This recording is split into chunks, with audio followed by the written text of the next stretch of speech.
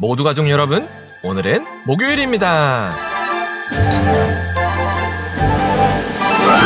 사람은 주변 상황에 쉽게 휩쓸리죠. 그러나 정말로 강한 사람은 환경이 어떠하든 꿋꿋하게 자신의 길을 걸어가더라고요. 그렇다면 어떻게 해야 환경에 흔들리지 않는 강건한 사람이 될 수 있을까요? 그 답이 바로 오늘 본문에 있어요. 그래서 오늘 묵상을 잘 들어보시면 풍파를 만났을 때도 흔들리지 않을 수 있는 방법을 아실 수 있을 거예요.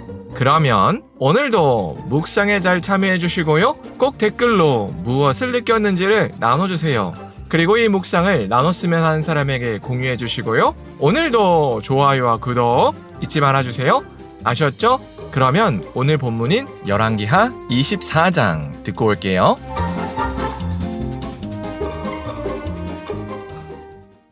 제24장. 여호야김 시대에 바벨론의 왕 느부갓네살이 올라오매 여호야김이 3년간 섬기다가 돌아서 그를 배반하였더니 여호와께서 그의 종 선지자들을 통하여 하신 말씀과 같이 갈대아의 부대와 아람의 부대와 모압의 부대와 암몬 자손의 부대를 여호야김에게로 보내 유다를 쳐 멸하려 하시니 이 일이 유다의 임함은 곧 여호와의 말씀대로 그들을 자기 앞에서 물리치고자 하심이니 이는 므낫세에 지은 모든 죄 때문이며 또 그가 무죄한 자의 피를 흘려 그의 피가 예루살렘에 가득하게 하였습니다. 여호와께서 사하시기를 즐겨하지 아니하시니라. 여호야김의 남은 사적과 행한 모든 일은 유다 왕 역대지략에 기록되지 아니하였느냐. 여호야김이 그의 조상들과 함께 자매 그의 아들 여호야긴이 대신하여 왕이 되니라. 애굽 왕이 다시는 그 나라에서 나오지 못하였으니 이는 바벨론 왕이 애굽 강에서부터 유브라데 강까지 애굽 왕에게 속한 땅을 다 점령하였습니다. 여호야긴이 왕이 될 때 나이가 18세라. 예루살렘에서 석 달간 다스리니라. 그의 어머니의 이름은 느후스다여 예루살렘 엘라단의 딸이더라. 여호야긴이 그의 아버지의 모든 행위를 따라서 여호와께서 보시기에 악을 행하였더라. 그때 바벨론의 왕 느부갓네살의 신복들이 예루살렘에 올라와서 그 성을 애워싸니라. 그의 신복들이 애워쌀 때 바벨론의 왕 느부갓네살도 그 성에 이르니 유다의 왕 여호야긴이 그의 어머니와 신복과 지도자들과 내시들과 함께 바벨론 왕에게 나아가매 왕이 잡으니 때는 바벨론의 왕 8째 해이라. 그가 여호와의 성전의 모든 보물과 왕궁 보물을 집어내고 또 이스라엘의 왕 솔로몬이 만든 것 곧 여호와의 성전의 금그릇을 다 파괴하였으니 여호와의 말씀과 같이 되었더라. 그가 또 예루살렘의 모든 백성과 모든 지도자와 모든 용사 10,000명과 모든 장인과 대장장이를 사로잡아가매 비천한 자 외에는 그 땅에 남은 자가 없었더라.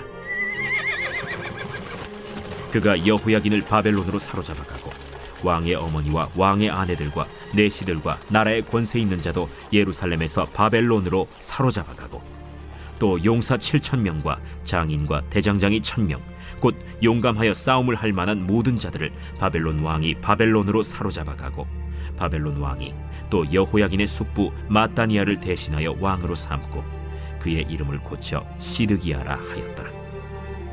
시드기야가 왕이 될 때 나이가 21세라. 예루살렘에서 11년간 다스리니라. 그의 어머니의 이름은 하무다리요 림나인 예레미야의 딸이더라. 그가 여호야김의 모든 행위를 따라 여호와 보시기에 악을 행한지라.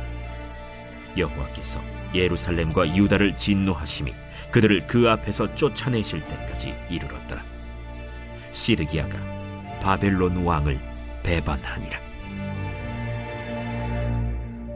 신은 강대국인 바벨론이 확장 정책을 폈습니다. 그래서 바로 옆에 있던 기존 강대국이었던 아수르를 점령했습니다. 아수르는 바벨론에게 밀려서 도망치고 있었습니다. 그때 애굽 왕 바로 느고가 바벨론의 팽창을 막기 위해서 아수르를 지원했습니다. 그렇게 아수르 애굽 연합군이 갈그미스 지역에서 바벨론과 전쟁을 치렀습니다. 그러다 아수르 애굽 연합군이 바벨론에게 패했습니다. 그래서 애굽 왕 바로 느고는 애굽으로 회군했습니다. 그리고 회군하는 길목에 있던 남유다에 들렸습니다. 그리고 요시아의 아들 여호아하스를 폐위시키고 요시아의 또 다른 아들인 여호야김을 꼭두각시 왕으로 세웠습니다. 그 와중에 바벨론의 팽창이 남유다까지 왔습니다. 그래서 남유다는 애굽에 바치던 조공을 바벨론에게 바쳐야 했습니다. 그리고 바벨론은 남유다 귀족들을 바벨론으로 끌고 갔습니다. 이 사건이 바벨론 제1차 포로 사건이었습니다. 이때 바벨론으로 가게 된 인물이 다니엘과 그 친구들이었습니다.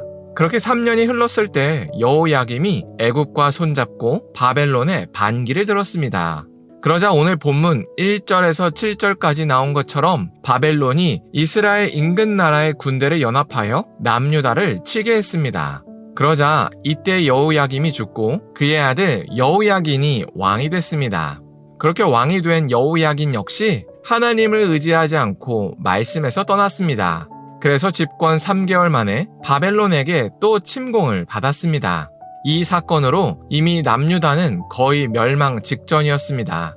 그리고 바벨론은 여호야긴과 남유다 사람 거의 대부분을 바벨론으로 끌고 갔습니다.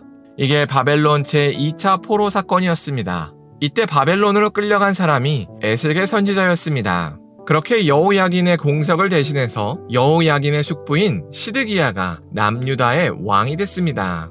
그리고 시드기야 역시 하나님을 의지하지 않은 악을 행했다고 밝히며 오늘 본문이 끝났습니다. 이처럼 오늘 본문은 남유다가 망해가는 과정을 보여줍니다. 이렇게 남유다가 망해가는 이유는 표면적으로는 국제 질서가 변해서였습니다. 그러나 열왕기서의 기자가 밝힌 남유다가 망한 이유는 바로 죄 때문이었습니다. 왜냐하면 비슷하게 국제 질서가 변하고 있는 요시야 왕 때는 어떤 침략도 받지 않았기 때문입니다. 요시야 왕은 다른 왕들과 다르게 하나님의 말씀대로 살기에 목숨을 걸었습니다. 그래서 말씀대로 살면 주변 상황이 혼란스러워도 평안을 누리고 말씀대로 살지 않으면 주변 상황이 혼란스러우면 그대로 휩쓸립니다. 그래서 예수님도 말씀대로 사는 사람은 반석 위에 집을 지었다고 말씀하셨습니다.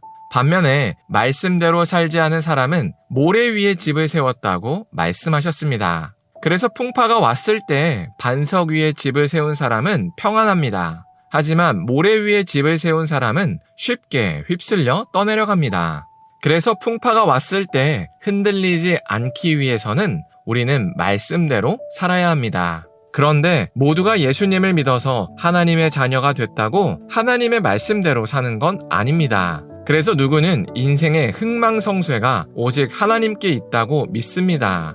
그래서 하나님의 말씀대로 살기에 목숨을 겁니다. 그러면 그 사람은 어떤 풍파가 와도 평안합니다. 하지만 똑같이 하나님의 자녀가 된 사람 중에는 그렇지 않은 사람도 있습니다. 아무리 인생의 흥망성쇠가 하나님께 달려있다고 경고를 듣고 또 들어도 가볍게 여기는 사람들이 있습니다. 그러면 결국 인생의 풍파가 왔을 때 좌절과 고통을 경험합니다. 그래서 우리가 오늘 하루를 살 때 인생의 흥망성쇠가 하나님께 달려있다는 성경의 교훈을 가볍게 여기지 않았으면 좋겠습니다. 그래서 어떤 풍파가 찾아와도 흔들리지 않는 세상이 감당할 수 없는 우리가 됐으면 좋겠습니다. 기도하겠습니다. 사랑의 하나님, 여호야김과 시드기야까지 남유다의 왕들이 망해가는 과정을 나눴습니다. 이처럼 아무리 하나님의 자녀일지라도 하나님의 말씀에서 떠나면 망한다는 사실을 고백합니다. 그러나 하나님의 말씀대로 살면 어떤 풍파가 찾아와도 흔들리지 않는다는 사실도 고백합니다. 그래서 우리가 인생의 흥망성쇠가 하나님께 달려있다는 사실을 깊게 새길 수 있게 하여 주시옵소서. 그래서 어떤 풍파가 찾아와도 흔들리지 않는 세상이 감당할 수 없는 우리가 될 수 있게 하여 주시옵소서. 예수님의 이름으로 기도합니다. 아멘.